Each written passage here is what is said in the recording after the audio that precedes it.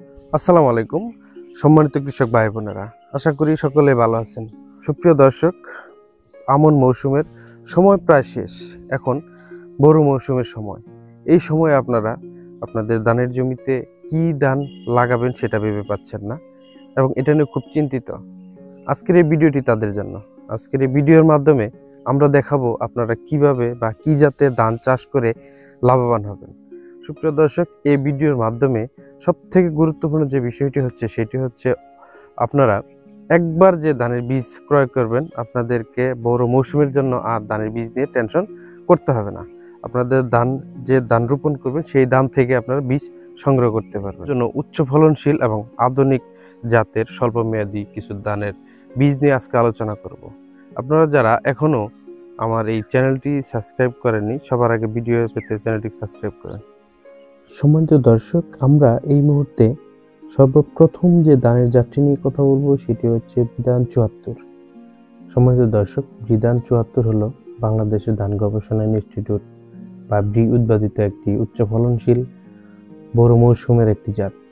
এটি ২০১৪ সালে উদ্ভাবন করা হয়। ধানটির গাছ মাঝারি উচ্চতা প্রায় ৯৫ থেকে ১০০ সেন্টিমিটার। কাণ্ড শক্ত হওয়ায় সহজে হেলে পড়ে না। এই ধানের বিশেষ বৈশিষ্ট্য হলো চিকন লম্বা দানা এবং চকচকে চাল, যা বাজারে বেশ জনপ্রিয়।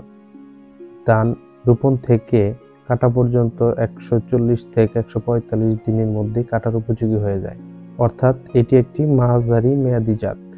বিধান ৭৪ বাংলাদেশে প্রায় সব অঞ্চলের চাষযোগ্য, তবে উপকূলীয় মাঝারি উঁচু জমিতে এই ফলন বেশি পাওয়া যায়। এটি কিছুটা লবণাত্মক সহনশীল, তাই উপকূলীয় অঞ্চলের কৃষকদের জন্য এটি বেশ জনপ্রিয় একটি জাত। সম্মানিত দর্শক, বিধান ৭৪ গড় ফলন প্রতি হেক্টর প্রায় ৫ থেকে ৫.৫ টন। আরও ভালো পরিচর্যা পেলে ৬.৫ টন পর্যন্ত ফলন বাড়ানো সম্ভব হয়। এই জাতটি বিভিন্ন রোগবালাই সহনশীল একটি জাত, যেমন ব্লাস্ট, ব্যাকটেরিয়া লিফ ব্লাইট এবং শীষ ব্লাইট রোগে আক্রান্ত হওয়ার ঝুঁকি তুলনামূলকভাবে খুবই কম। তাছাড়া পোকামাকড়ের আক্রমণ সীমিত মাত্রায় হয়। অনেক কৃষক জানিয়েছে বিধান ৭৪-এর চালের গুণগত মান ভালো হয়, বাজার মূল্য বেশ আকর্ষণীয়। তাছাড়া এর বাত জর্জা সুস্বাদু, যা ক্রেতাদের কাছে বাড়তি সুবিধা দেয়। সম্মানিত দর্শক, বিধান হলো জিঙ্ক সমৃদ্ধ একটি জাত।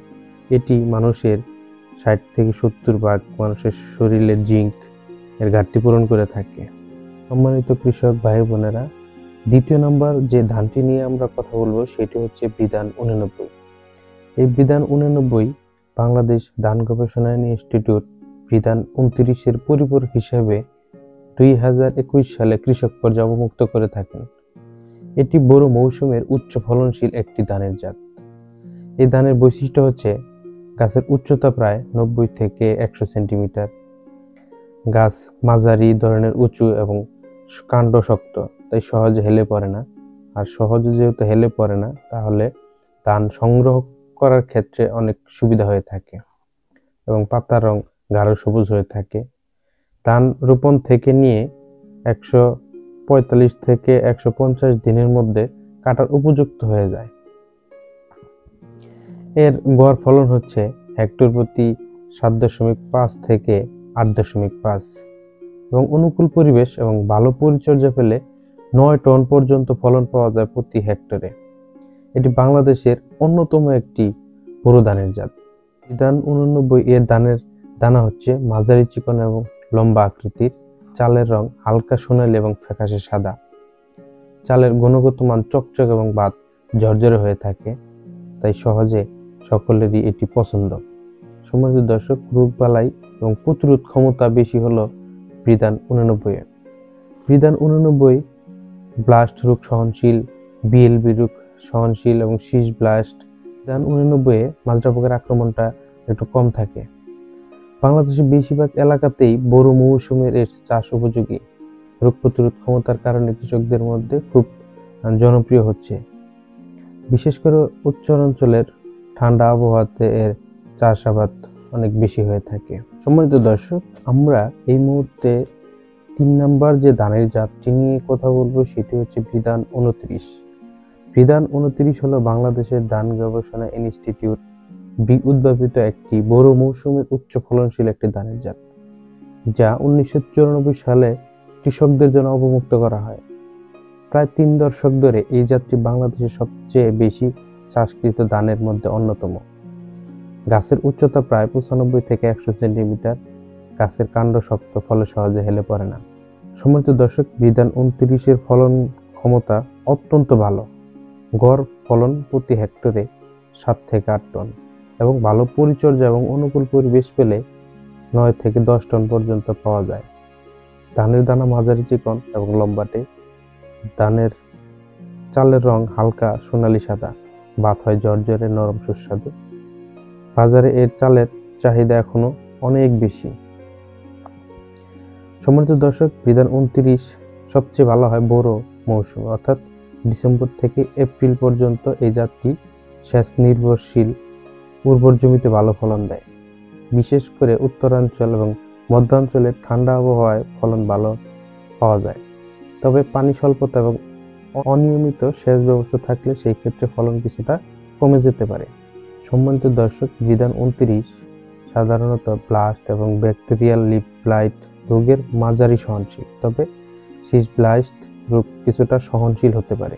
তাই জমিতে সঠিক পানি নিষ্কাশন এবং রোগ প্রতিরোধ ক্ষমতার ব্যবস্থা নিতে হবে। সম্মানিত দর্শক, বাংলাদেশের হাজারো কৃষক বহু বছর ধরে বিধান 29 চাষ করে আসছে। তারা জানিয়েছে এই জাতের চালের মান ভালো, ফলন বেশি আর বাজার মূল্য তুলনামূলকভাবে স্থিতিশীল। তাই অনেক কৃষক আজও এই জাতটি লাভের আশায় এই ধানটি চাষ করে থাকেন। সম্মানিত দর্শক, সব মিলিয়ে বলা যায় বিধান 29 হলো বাংলাদেশের অন্যতম সফল এবং পরীক্ষিত উচ্চ ফলনশীল একটি ধানের জাত। যদি সঠিক নিয়মে চাষ করা যায় তবে এই জাতটি থেকে পাওয়া যায় সর্বাধিক ফলন ও লাভ। তাই আমি বলবো, আপনারা যারা ধান চাষ করে লাভবান হতে চান তারা অবশ্যই বিধান 29 এটি চাষ করবেন এবং অল্প খরচে এই ধানটি চাষ করে আপনি লাভবান হতে পারবেন। সম্মানিত দর্শক, এখনো যারা আমার চ্যানেলটি সাবস্ক্রাইব করেননি, সবার আগে ভিডিও পেতে চ্যানেলটিকে সাবস্ক্রাইব করুন এবং পাশে থাকুন। সুপ্রিয় দর্শক, আজকের মতো এখানেই বিদায় নিচ্ছি। হয়তো দেখা হবে অন্য কোনো আরেকটি ভিডিওতে।